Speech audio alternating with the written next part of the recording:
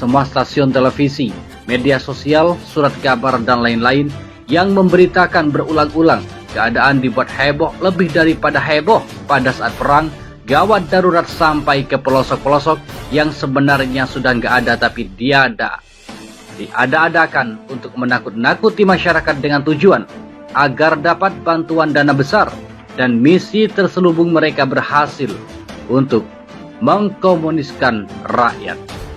Apakah masih ingat kasus kematian misterius ribuan atau 896 orang petugas KPPS dalam pemilu tahun lalu? Apakah heboh?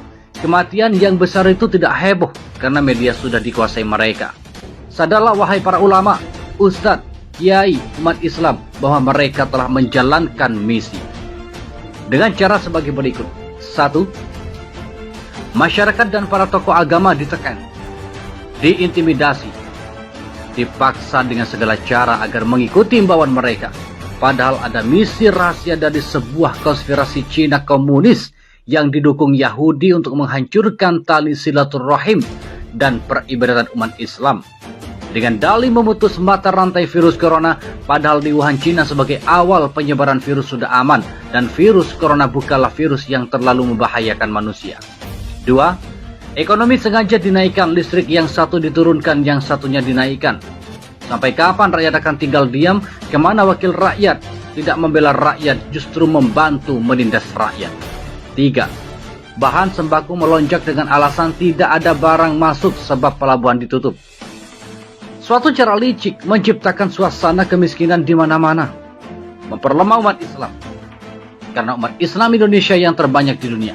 Jika umat Islam Indonesia miskin tidak berdaya, maka mereka beranggapan tidak akan ada yang berani jihad lagi.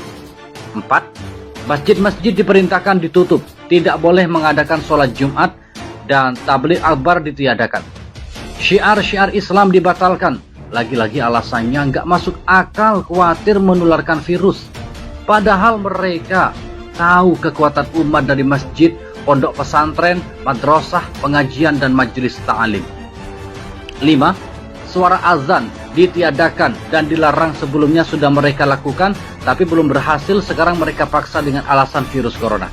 Padahal justru di negara Eropa sudah pada sadar bahwa azan justru dapat menghentikan perkembangan virus corona. Perjuangan komunis mereka ternyata tidak berhenti walaupun secara legalitas keberadaannya terlarang. Mereka berjuang untuk memasukkan ide-ide komunisme ke berbagai ormas dan parpol, hingga akhirnya mereka berhasil memasukkan ide-ide komunisme ini ke dalam berbagai kebijakan publik di negeri ini. Celutukan Ketua BPIP bukanlah suatu kebetulan. Ketika ia mengatakan bahwa agama adalah musuh terbesar Pancasila, adalah bukti nyata pengaruh ide komunisme. Karena tidak ada kebencian yang luar biasa terhadap semua agama kecuali dari orang-orang komunis ateis. Ini adalah fakta nyata pengaruh komunisme dalam instansi-instansi pemerintah. 6. Setiap ulama-ulama akan dites dengan suntikan untuk mengetahui positif apa negatif. Sangat gak masuk akal, harus ditentang dan dilawan. Bisa jadi suntikan itu justru untuk menghabisi ulama dengan dalih pemeriksaan apakah ulama terindikasi virus corona. Waspadalah. Kenapa tidak presiden atau wakil presiden saja yang dites? Atau para menteri dan wakil rakyat yang dites terlebih dahulu? Kenapa jadi ulama yang selalu bersih karena sering berwudu? Aneh kan? 7. Jika ada yang keluar di area zona merah di penjara 4 tahun, sedangkan yang di dalam penjara bertahun-tahun, bahkan bandar narkoba, bandar korupsi, begal, pencuri dibebaskan. Akal sehat yang mana dapat menerimanya? Apakah penjara sengaja dikosongkan untuk menampung para ustadz dan ulama yang berani melawan pemerintah?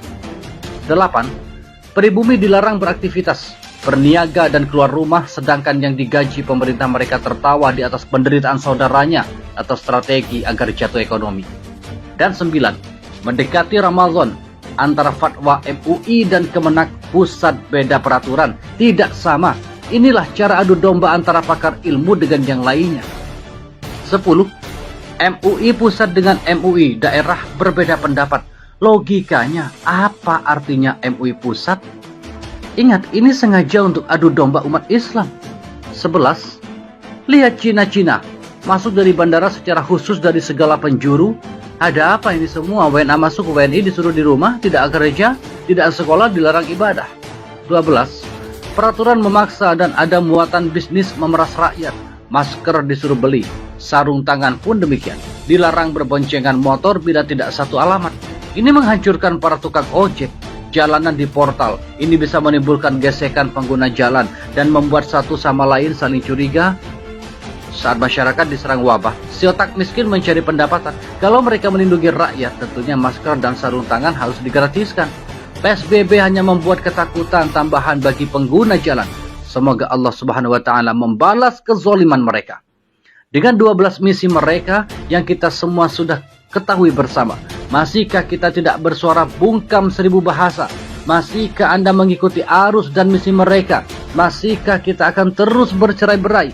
Sampai kapan kita diam? Jumlah kita lebih banyak. Apakah seperti buih di lautan? Kasihan